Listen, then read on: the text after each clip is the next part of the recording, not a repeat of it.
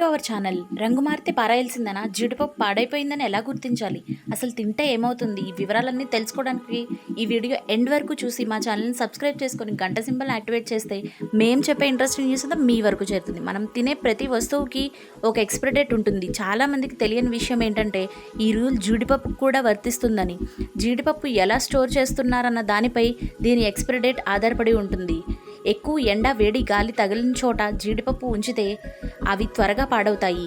Bulk జీడిపప్పును కొని డబ్బాలో గాలి తగలకుండా స్టోర్ చేసుకుంటే అవి 4 వారాలు మనం తినొచ్చు.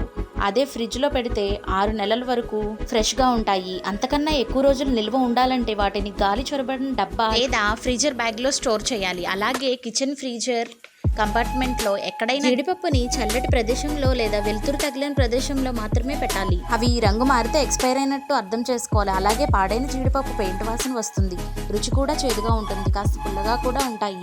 అలాంటప్పుడు వాటిని తినకపోవడమే మంచిది. ఇలాంటి త్వరిత సమాచారం, ఆసక్తికరమైన విషయాలు, అద్భుతమైన విషయాలు, ప్రపంచ విశేషాలు తెలుసుకోవడం కోసం తెలుగు ఫ్యాక్ట్స్ వైర్ ఛానల్ని సబ్స్క్రైబ్ చేసుకోండి. Thank you for watching.